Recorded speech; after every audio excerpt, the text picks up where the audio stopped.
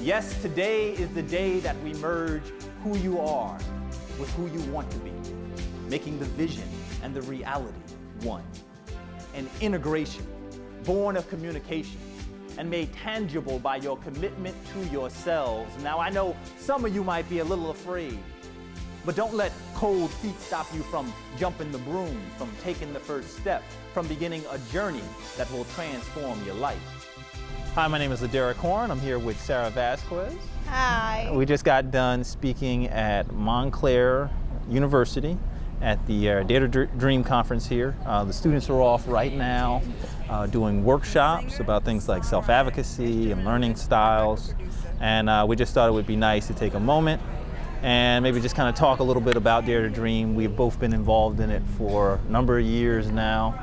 Sarah, why do you think that Dare to Dream is important? Well, it's important on many different levels.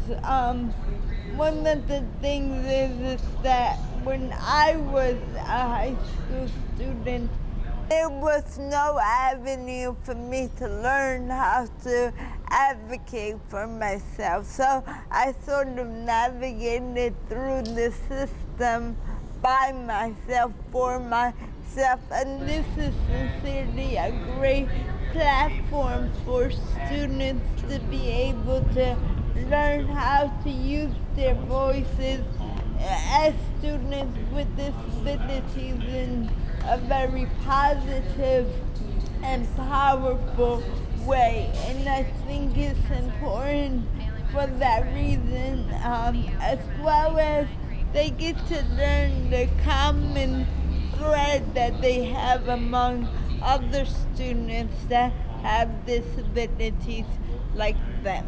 I was confronted by a professor my junior year at Rutgers. When I gave her my whole speech about my accommodations and what I needed to be successful in her class, she looked at me and she said,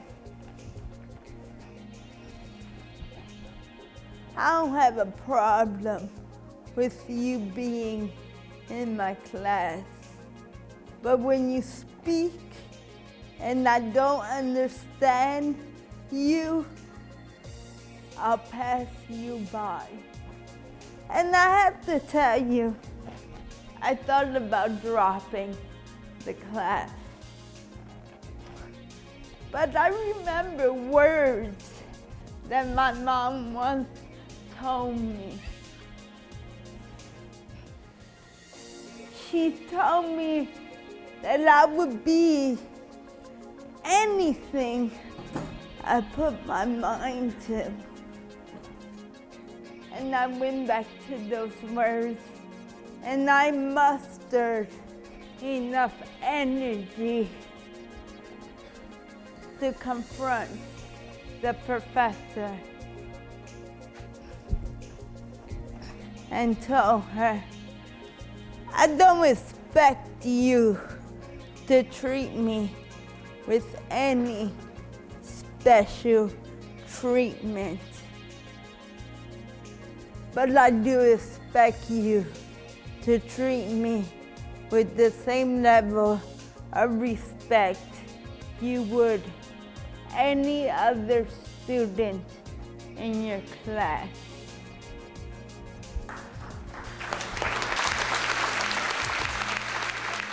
I always describe Dare to Dream as being like a rock concert. You know, like the energy here is always so high. And as it's gone and evolved over the years, I think the kids feel more connected. I remember when I first started a few years back, you know, the students would show up, and by the end of the general session, they were really connected. Now you'll see schools that'll show up and they've got their own T-shirts made. It's almost as if it's a movement. Right, absolutely, absolutely. And that they in return take control of the day, which is what they should be doing. And I think that's why Dare to Dream is unique as a conference for students with disabilities is because oftentimes in these sort of conferences, so much of the emphasis is placed, I guess the content comes from professionals and goes to the students. But at Dare to Dream, it's really student-centered. I mean, our keynotes, the bulk of our keynotes are all high school students.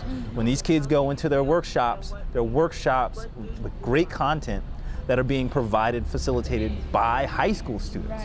And it falls in line with the disability rights movement's idea of there should be nothing about us without us.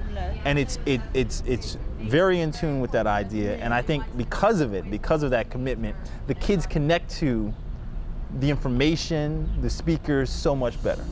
We heard earlier today from many students who have made successes of their lives and who know of many other people with disabilities who through self-advocacy have managed to succeed. And yet, that's why it's so important that we take control over our IEP meetings, that we take control over the public narrative around disability, that we engage in advocacy, and that we realize it's not just enough to, for the government to send funding or for there to be a school or for there to be a right to an education.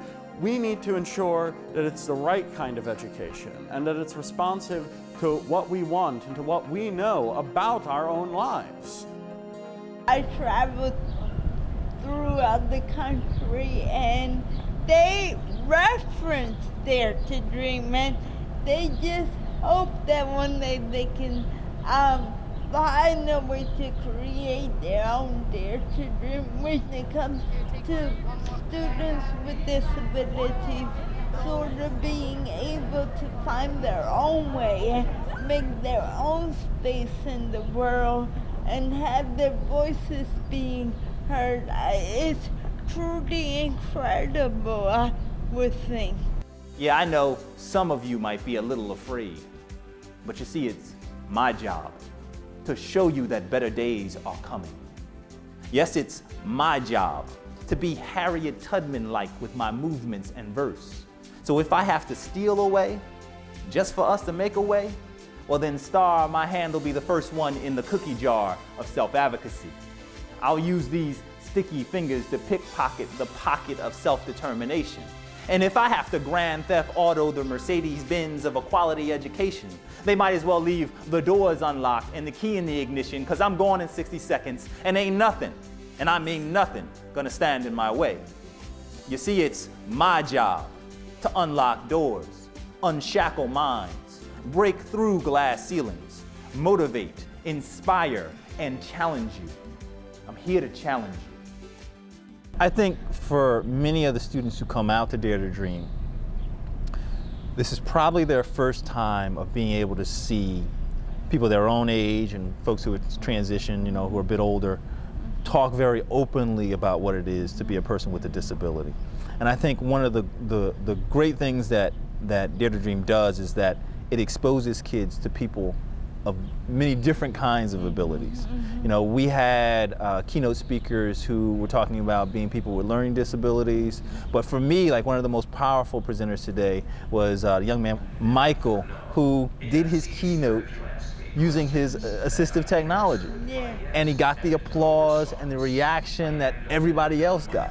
I don't know where I would be today if I had learned how to advocate. We can't let other people speak for us. Don't let people tell you what you want, because only you know what is best. Start early. With a good education and technology, you can live a happy and fulfilling life. Please remember, life is an experience, and what you do with it is up to you. Advocating for oneself is a great feeling of pride and achievement. I hope this has been helpful to you. Well, I think, it builds that disability awareness. Yes. And helps for all the students, despite what their label might be, to realize we're connected. I would take it a level further. It brings a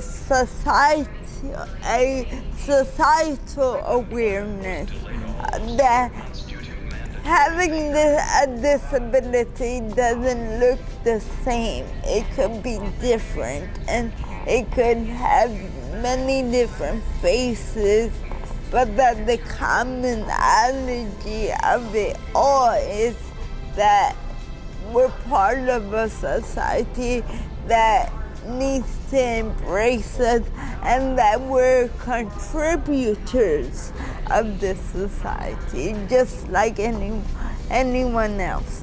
Absolutely. I dare you to sit out there in those seats and not feel moved by the testimony of these brave souls who have come before you as examples of excellence. I dare you. I dare you to look into the mirror without imagining. See yourself as yourself, a diamond that might need a little bit of polishing, but whose beauty has always existed. I dare you. I dare you to step, bounce, and move to your own rhythm. Excite minds, and time will redefine this system. I write lines designed to embrace and kiss, plus supercharged like imports strapped with nitrous. This is a revolution, a fight for inclusion. Segregation is no solution. Brown versus Ed is how I'm proving we deserve the best. Nothing more and nothing less. Every child gets left behind when all we focus on are tests.